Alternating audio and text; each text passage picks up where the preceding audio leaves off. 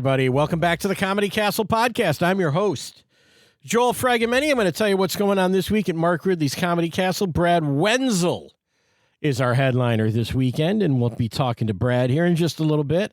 Fun talk with Brad. I always enjoy talking to Brad. He's known as being a little different on stage. His delivery is a little different. It's always super funny, but he's a real smart guy, and he's got a great outlook on life, and it's always a pleasure talking to Brad. But let's tell you what's going on this week. We've got on the 29th, that's Wednesday, July 29th, the Detroit to Austin Comedy Challenge rolls on. Another first-round matchup. You get to vote. Looking at the lineup, some real good people. Some people I've taught in the past are going to be there, and some people I don't know, but it's going to be a good time with Alex Lyons hosting and Justin DeVozo closing it out. And again, you get to vote for the Detroit to Austin Comedy Challenge. That's Wednesday, the 29th at 7:30 p.m. And then Brad comes in starting on July 30th, 7:30 p.m. He's got Blaine Hill with him. We'll talk about Blaine in the interview. And Adam James as your MC. Yeah, Adam does a nice job, too. Adam's funny. So you're going to like that show. Brad Wenzel. But we'll talk to him. He's been on this show before. And he's got that real kind of deliberate, one joke at a time style. And they're always really funny. So it's, and you know, Brad's a guy, and I probably told the story on the show before. We didn't get into his interview, but yeah, I saw Brad on our open mic and gave Mark Ridley a call and said, I think we got to get Brad Wenzel on the weekend. And he went from like the Wednesday open mic to a Friday guest spot. Same week. That rarely happens. But anyway, his show times. Thursday, July 30th at 7:30. A single show on Friday, July 31st at 7:15 p.m. And then we start the month of August. That's Saturday, August 1, 7 p.m. and 9:30 are the show times on Saturday. So, yeah, fun weekend. I didn't get a show out for you last weekend. Had a million things going on. But, yeah, Brad's weeks are always fun. In fact, one of the things you'll hear in our interview is talking about a clip that I think for him is viral. I don't know if everyone's seen it. I'm going to have to put a link to this on comedycastlepodcast.com. So I will be doing that. But basically, one of Brad's last appearances, a clip went viral, and I really enjoy that. It seems to pop up in my social media feeds. And then Brad's like, well, you know, you're part of that. And I was like, what? So anyway, you'll hear that story. It's a great bit. It's a funny moment that happened with Brad. But he's a guy who writes a lot of jokes, and he's very, and jokes are hard to write. I'll tell you, as someone who writes them himself, who teaches other folks how to write jokes, yeah, it's a pain. And Brad is really good at that. We'll talk a little bit more about his writing process. And we'll learn how he sort of came up with that and who influenced him. And then we'll even we'll take a few minutes at the end of the show to talk about a comedy club that just went under, unfortunately, the Independent Comedy Club in Hamtramck, home to a lot of comics. A lot of young comics consider that their home club, and they always had a good time down there.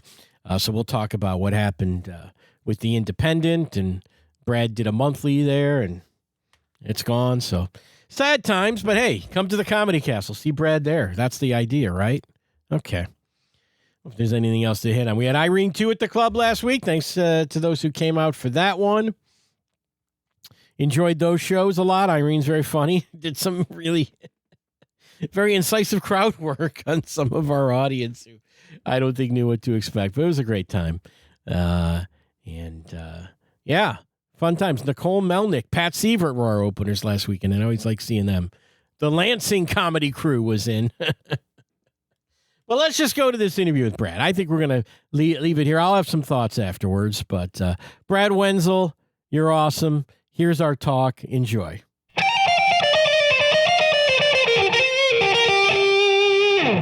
Ladies and gentlemen, on the other end of my line, it's a pleasure to welcome back to the Comedy Castle podcast and the Comedy Castle proper this weekend, Brad Wenzel. What's going on, Brad? How are you?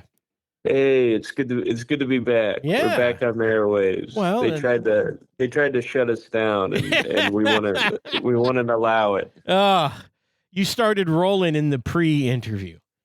I was going, yeah. I was you were rolling. You really were. So if this seems a little awkward, It has not. It's more me than Brad. He thought we were going. I said, we're not going. Let me get us going. All that gold I wasted. I did all my impressions. I ran through my series of impressions so quickly. Listen. And I can't summon it again, you know. Well, I do Leno once and I nail it. And then I can't really do it again for the rest of the day. But I did a good Leno. You did a great Leno. It was amazing. Your Judy Tenuta was really mind blowing. I mean, for you to become that character, People it was like say Judy Tenuta is too niche, and I disagree. I do a spot on Judy Tenuta. I think depending on how old you are, anyone would even get a Judy Tenuta. Yeah, you got to be certain. You're old. I think you're like an old soul. I think Judy Tenuta is before your time.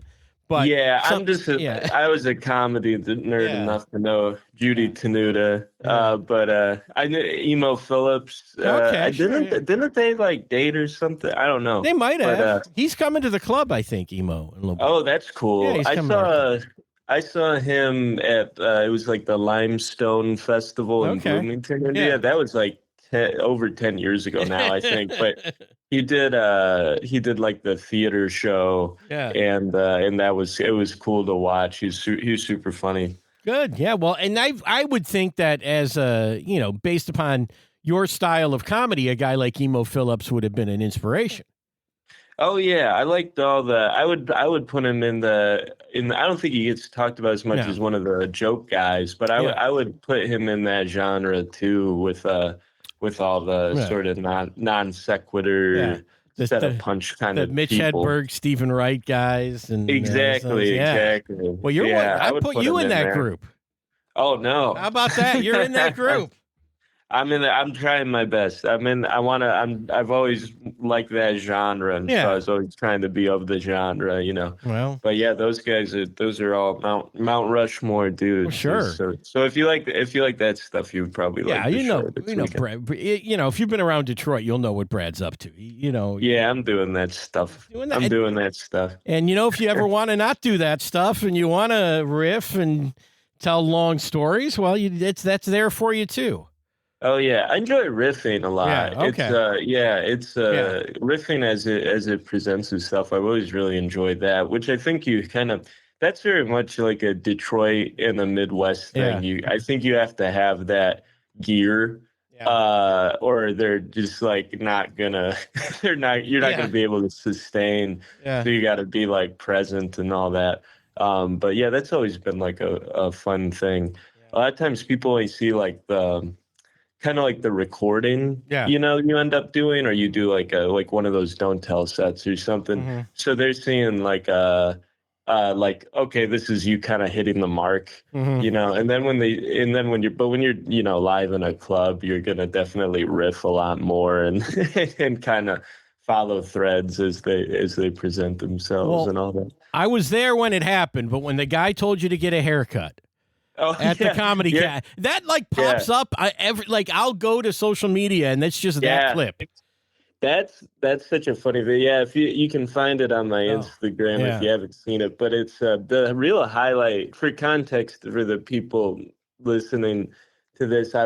Sometimes I'll do kind of in the middle of my set. I'll be like, all right, I'm going to take a couple questions, and this guy. I'm very by a show of hands, so it doesn't turn into pandemonium. Yeah. And this guy just started yelling when's the last time you got a haircut? And there was like a real tone. There's a real tone to it. Yeah, it was. It was weird. In the room, it was tense. Yeah. So and then it was like this guy doesn't like. That's how I took it when it happened, and I was there. It's like this guy is gonna he doesn't like Brad, and he's mad at him, and he's trying to embarrass him. He sounded drunk, and he was drunk, and it ended up being really, really funny how it all played out. Yeah, you don't even have to say what happened, but it was great. It was terrific. The highlight of it for me, and a few people have commented on it because it's subtle, but you can hear Joel in the clip. Oh, I'm in it. Oh yeah, you didn't notice. No, I guess I don't notice that listening. Oh my goodness. Okay. Oh, that's one of the best parts is the dude. Okay. The camera's in the back of the club on a tripod. I could have been standing next to it. It's above everybody's head. Yeah. but you walk by, like, so you're not in the video, but you can hear you. Oh. And it's really funny. When he first chimes in, there's a beat before I say anything. Yeah. And right as that's happening, you are walking by. You're like in motion. I'm You're like maybe walking, gonna go throw the guy out or tell him to shut up. Or yeah, you were exactly. okay. And so you're moving across the room. So you hear as you pass beneath the camera, just perfectly during that beat of silence, you hear Joel under his breath go, "Here we go." And it's really funny. And then the clip really, like, it all like kind of happens right after that. Yeah. But been a couple of people in the comments who quoted the you can hear the "here we go." Oh, okay. Yeah. Guy. Yeah, it was a real like, you know, as a comedian, but even more so my job in the Yeah, you're like, showroom am I gonna have to kick this is guy like out? that's it was exactly the lead up to, we're going to have to ask this guy to leave and he's not going to want to go and it's going to fuck everything up. That's exactly how I thought that was going to go, and it didn't, but yeah, it was. Right. It was just the way he sounded, but it ended up being fine. Yeah. But it was, that Joel was it's a real, what do you call it? Like an Easter egg. Yeah. If you watch that clip, Joel really shines. Okay. Well, that I didn't even realize I was part of that. Oh, yeah, in that way. You got to go back and watch and listen for your muttering. I will do that. Maybe I'll link to it on Comedy Castle podcast. There you go. People can see that and hear my my little part of that. But that was an amazing sort of, I would call it a crowd work thing. Although you did ask somebody to ask a question, but I was taking questions when I did, and that's in the video there. I put like a note like, hey, this is what's going on. But it was just there was like checks were going out, and you kind of needed to like, you were like, I can't really tell a joke right now. I remember that was going on. And then it just turned into this whole thing. But that sometimes it happens. Like, that was a good like one. That. For the record, I just want to tell jokes and people laugh at the jokes. That's what I prefer to do. But I have that gear for when you need it. You know. Well, I think a lot of it too is happening in your face, where you can see the gears turning on you because the guy is making these claims, and you're like, this guy's completely full of shit. And then there's like a light bulb goes off, and you're like, oh no, maybe he's onto something. 100%. I'm trying not to give it away, but yeah. Yeah, I remember realizing in the middle of it something my dad had said to me, like weeks prior. And I was like, oh, you know what? This might be that. Oh, it's just so funny, man. And then we have a great crowd, so I don't want you to come out this weekend and start yelling stuff at Brad. He'll do his. No. If he asks you to raise your hand, feel free to raise your hand. But yeah, it's funny too. Sometimes I'll do that. I'll be like, and it's really just a change of pace thing because I tell so many jokes, and so you kind of it'll reset, and then you can go back in the jokes. But it's funny. Some nights it's like a bunch of hands go up and then other nights it's and I'm comfortable either way. Like I like barely, I'm only kind of doing it as a device or whatever to just reset the energy. And so I'm like, if you don't have any, that's like that's totally fine. But like some nights it's like there'll be zero hands up, like, wow, just not zero curiosity about anything, or it's like they don't want any part of it. And then I'll be like, all right, that's fine too, But it totally varies from show to show and from crowd to crowd. And I don't always do it. I just kind of do it as needed, And probably like this hometown show is where people actually do know you, and they can have some like personal insight, like that guy that other people wouldn't have. You may probably come into a lot of them like a blank slate, and they're like, what to ask them about, Yeah, I like asking. I've been doing this more lately. I like asking if there's any jokes they didn't like get, and then seeing if I can fix it. Help me rewrite these. I need help with these. I'll break it down. Yeah. So, but speaking of, this joke style, as a person who goes up and tells jokes, and they're short, and they come and they go really quickly in the set. Like, you must have to come up with these. You must do a lot of writing. Yeah, it's like kind of like a ratio thing, right? So like I don't know like the exact science of it, but maybe it's like 1 out of 5 or something. Okay. Like hits, and so yeah, you try to write, and you never feel like you're writing enough. Even as I'm talking about, I'm like I feel like a hypocrite because I'm like I need to write more, but you try to write as much as you can, and you're kind of always it's like Terminator vision or something, and you're always kind of looking for stuff, or you'll be talking, and then something will be funny, and you're like, can I retool that into something? And it's just you try to do as much as you can, and then just up your odds of finding something that sticks and that resonates. And then they all make it to the stage. Like the 1 out of 5 you're saying are the ones that make it to the stage. Yeah, make it 1 out of 5. Probably make it in your act. Into the act, yeah. But they all go through the process of being told in front of the people. Yeah, and it's like and I've found over the years this is kind of true of everybody. But it's like it's all the same. You really have equal confidence in all of them. And that you just don't know. And then it's you go up there, and then 1 out of 5 will resonate, and you'll keep that one. And then the ones half of them will get a reaction, but it's not like not what you need. And so then that's where the rewriting comes in. Yeah. Okay. Yeah. Well, I feel like a lot of people sleep on rewriting. Listen, that's in my comedy class, the advanced comedy class. I say rewriting is writing. When you sit down to write, you can rewrite. You don't have to come up with new stuff every time. All my friends will get mad at me because all friends who are comics, because they'll say something and I'll be like, oh, that's great. Just say that. Like, just take that on stage, And then whenever I say that, they'll inevitably do that. And then if it doesn't work, they get mad at me. And I'm always like, no, that means you need to rewrite it. Like you have to keep trying every combination until it clicks. But there's something there, is all I'm saying. Yeah. But if it bombs out the gate, they're like, Brad, quit telling me bad intel. But I'm like, no, that's just like step one. You gotta do a bunch of drafts, Well, then let me ask you this too. As I work with students and stuff, and I tell them, about writing and sort of what is do you ever, because I have my philosophy, which I'll share in a second, but let's get yours first. On the joke is just for, I don't care if you like that or not, that one was just for me. Where do you come down on those kind of jokes? Well, it's like, it's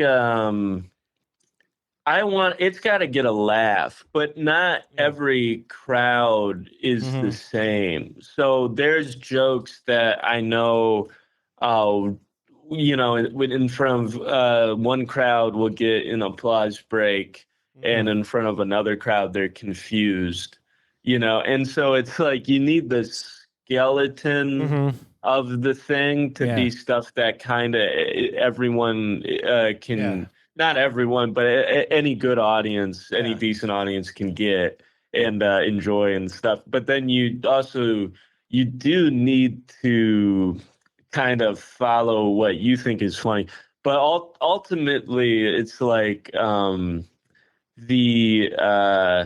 it's got to get a laugh. Right. If it doesn't, even if you love it, if it's not getting a laugh, it's got to get enough from enough people. Yeah, it's got to get some people have to.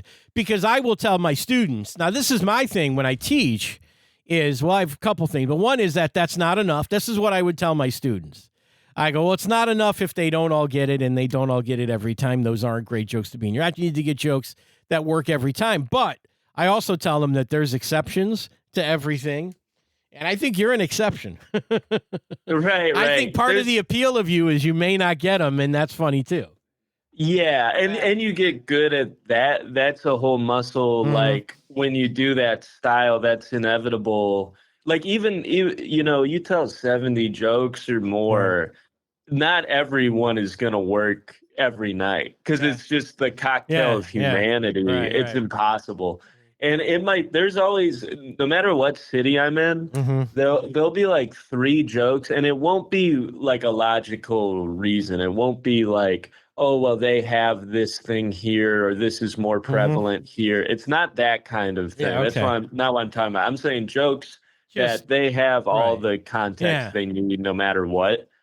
If you tell like 70 jokes on stage Right. in any city, there'll be like 3 that like kill extra hard Okay. inexplicably, Oh, so and you know, like from town it 3, could be different wherever you go. yeah, and like 3 that just don't really work that always work. Yeah.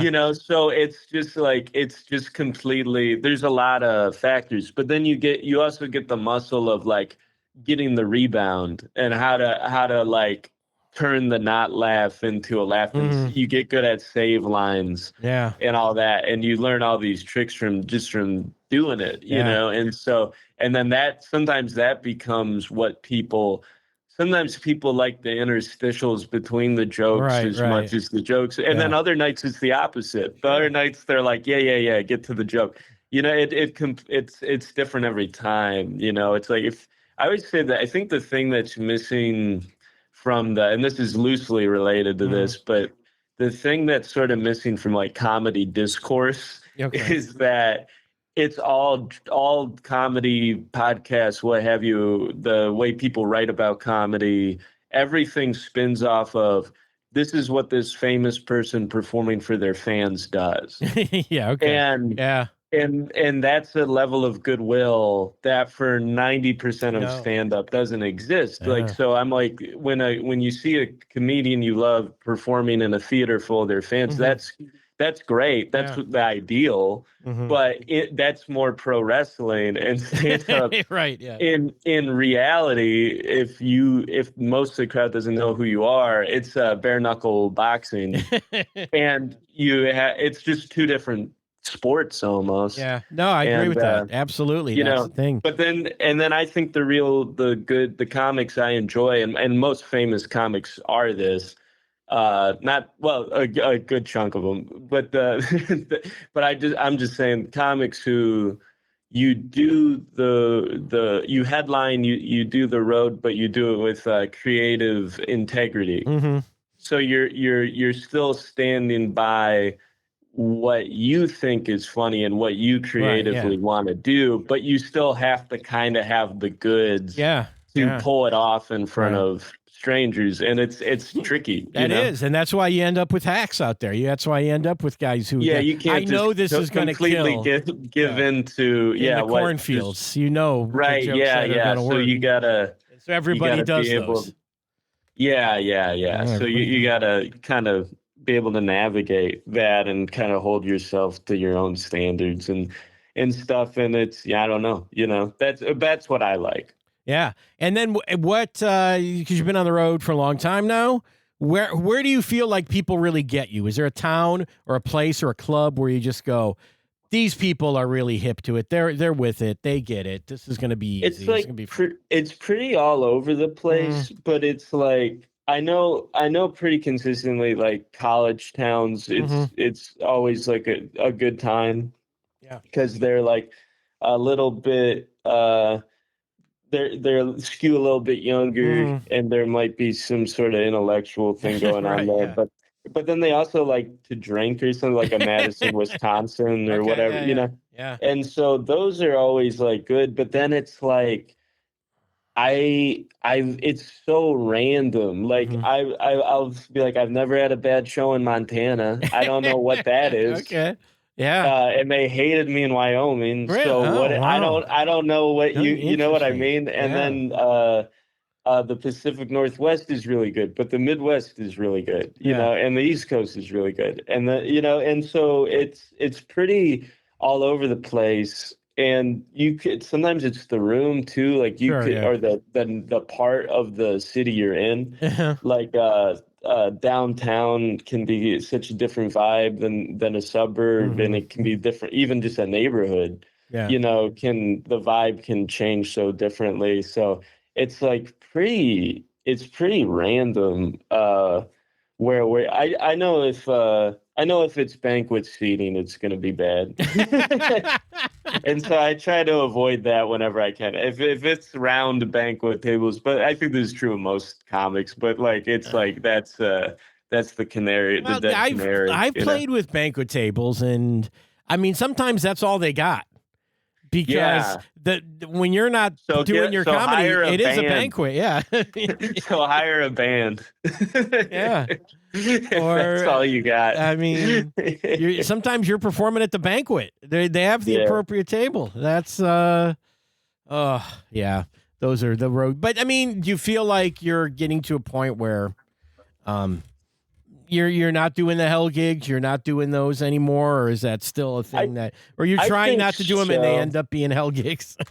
Yeah, for the most part, I'm good at avoiding that. And then when it does happen, it's like it was like a mistake somewhere in like communicating or like I'll be annoyed with myself because I'll be like, oh, I like misread the situation or something.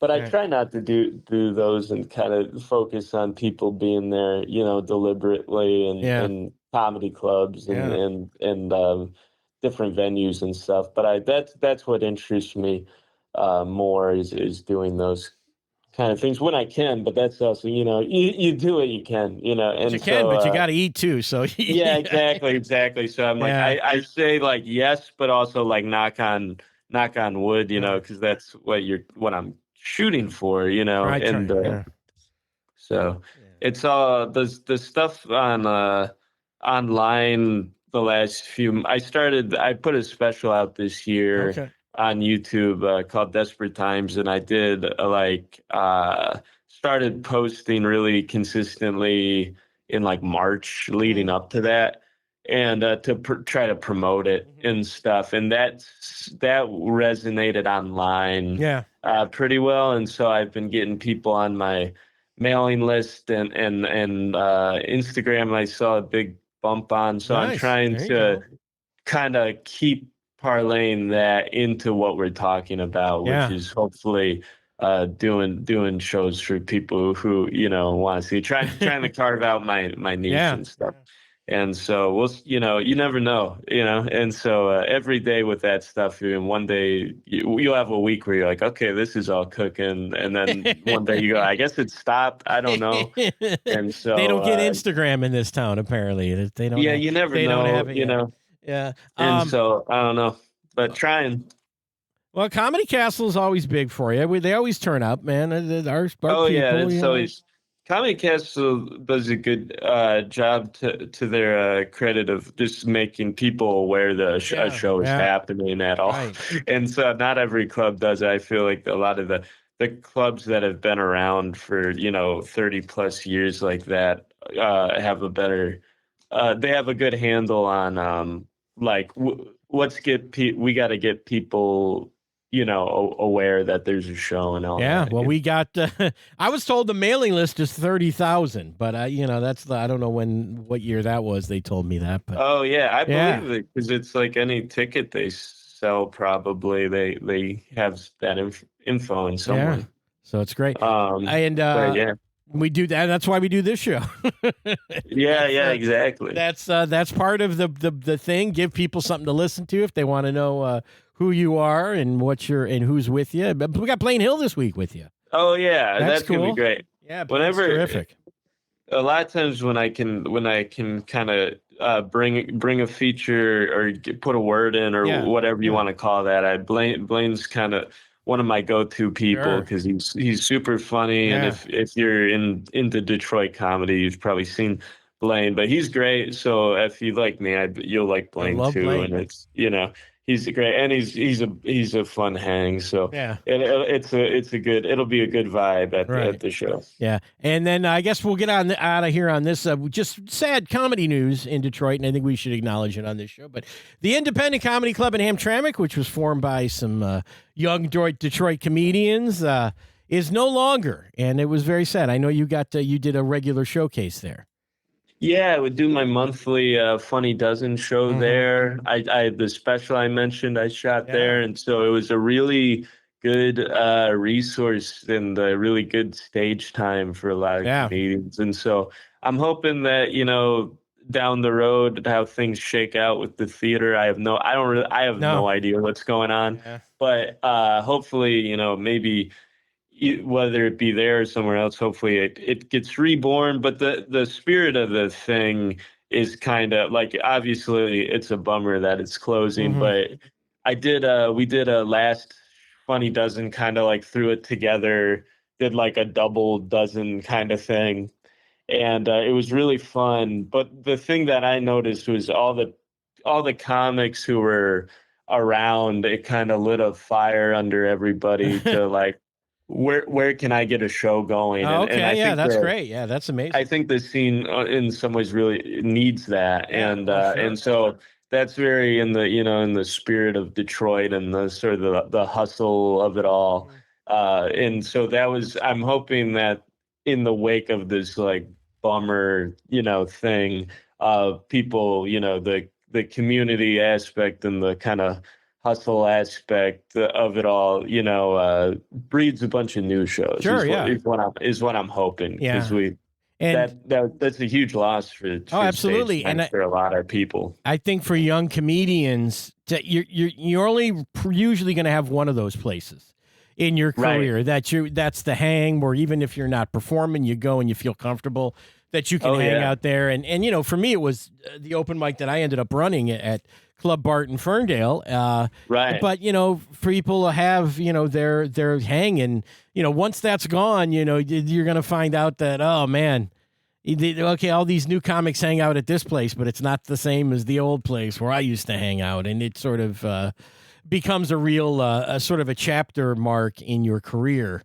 When that's gone. And I think the other thing that people have to understand is just how rare to have a thing that lasted as long as that did. That was run by comedians where stage time was relatively easy to get. That's so rare.